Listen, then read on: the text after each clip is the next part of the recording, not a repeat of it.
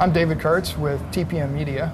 We're here at Netroots Nation in Austin, and our first interview today is with Jeff Merkley, who's the Speaker of the Oregon House of Representatives. He's running for U.S. Senate against incumbent Senator Gordon Smith.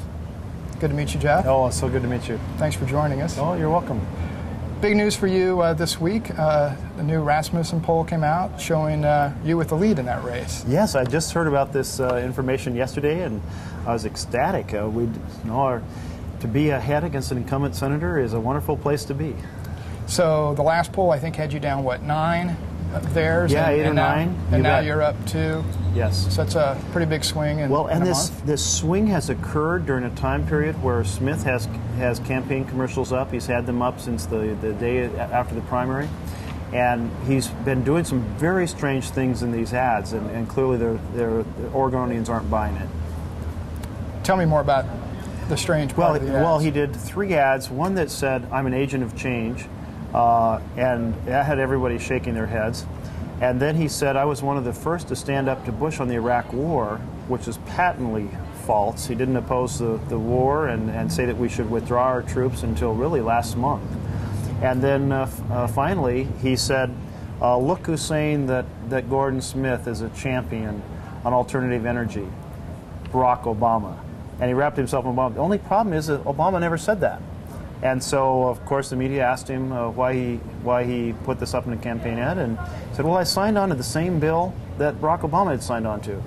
But then when you look and see what bill it is, it's one Smith has voted against repeatedly until he started running for re-election. So he's really selling a very distorted view of his record, a really deceptive view of his record to Oregonians, and Oregonians apparently are saying, "No, we don't buy it." So how is Obama playing in Oregon? I mean, if Gordon Smith feels the need to associate himself with Obama, then that would suggest that there's some buzz there, there's some Yes, I think Obama's a there. very good fit for our state, and he's been up about 8%, which is twice the margin by which the race was run by Kerry 4 years ago. So he's doing very well right now. So there's the Smith ad associating himself with Obama. There's a couple of other ads I wanted to ask you about. One was from your primary. You were running against Steve Novick, is that correct? Yeah. And he had some very clever ads that I don't think anyone had seen before. He sure did.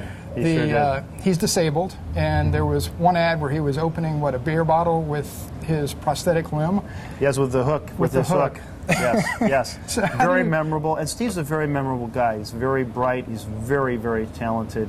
And he was very creative in his use of ads. And you see them once and you remember them. And that's a good instrument. He did a great job in the primary. Then there's another round of ads that you're doing for the Oregon Democratic Party right now that stirred up quite a bit of controversy. A new round started just today. Is that right? Well, in the last couple of days, I think it's been phased in. Okay. And these are ads that the state party is paying for and that you are in but are not, in your view, are not... Well, they're not campaign ads. They don't advocate to elect me or to support me or against Smith. They're ads at state positions related to veterans. Another one is on public safety, and one is on fiscal responsibility. And there's no legal question about them. Smith is raising legal questions because he's trying to prevent legitimate issue ads from being run, because he obviously wants to keep me off the air.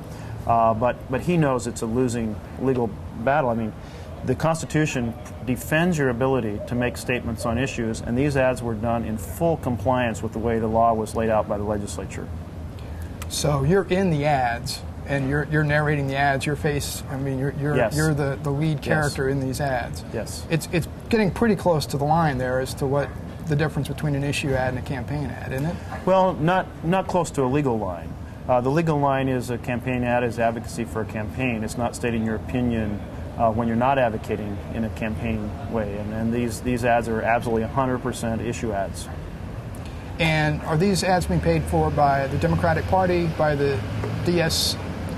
They're being paid for by the Democratic Party of Oregon. Okay. And the latest fundraising numbers have come out, and you're competing with Smith on fundraising in the last couple of quarters. Well, this was a shock. It was a shock that we raised as much as Smith did, actually beat him by $100,000 last quarter. Smith is on the Finance Committee. Now realize in the grander scope of things, he's been raising money for 12 years. So he has a huge treasury of funds. He's spending money at the rate of $1 million a month on television, but he has $5 or $6 million in the bank. But still, the fact that we were able to raise as much money as he did this last quarter was a good sign that we're really a deeply engaged campaign. That, in combination with the poll that just came out, says this is a race that can absolutely be won. And so it was good news. And in terms of money in the bank, he's still got a pretty sizable advantage on you there. Yeah, in a completely dominant position. He has the money, we have the heart and soul. And that's how we're going to win this race. Now, a lot of times at this stage of a race for a challenger, you're still trying to get the attention of national Democrats so that the DSCC will come in and help. But in your case, as I understand it, they've signed off on this candidacy fairly early on, and you've got national Democrats who are targeting this as an important race. Is that correct? Yes. No, that's true. If you look at the national lay of the land, there are 4 races that the Democrats, they don't have them locked up, but they're in a very strong position. New Hampshire and Colorado and Virginia and New Mexico. After those 4 races, and those 4 races, winning those doesn't get us to a point we can actually get issues to the floor of the Senate. You need 60 votes to do that. So that gets us, if you include the 2 independents, to 55. Well, to close that gap between 55 and 60, Oregon's one of the best opportunities in the nation. And it's recently been called by some the hottest race in the nation because there's so much daily combat going on in this race.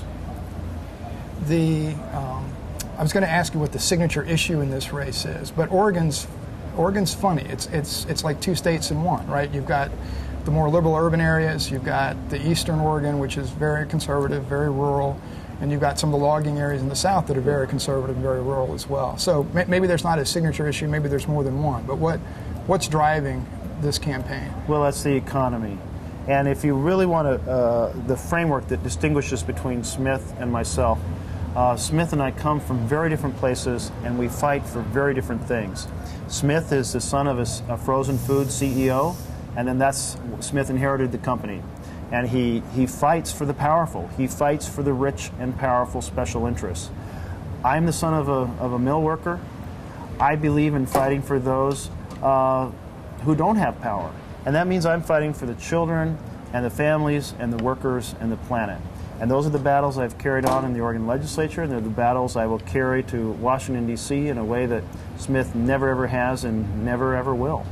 What are the economic issues in Oregon particularly? I mean, I know there are broader national issues with gas prices and a slowing economy, but I know geographically each area is affected differently. What's on Well, the loss of Oregonians' living minds? wage jobs is an enormous factor, and it's the trade and tax policies that Smith has advocated that have swept more than 70,000 living wage jobs out of our state. We've lost a lot of jobs that were $40,000, $50,000, $60,000 a year with benefits, and they're being replaced with service jobs with no benefits. Certainly the cost of gas is a big issue, not just directly for our families.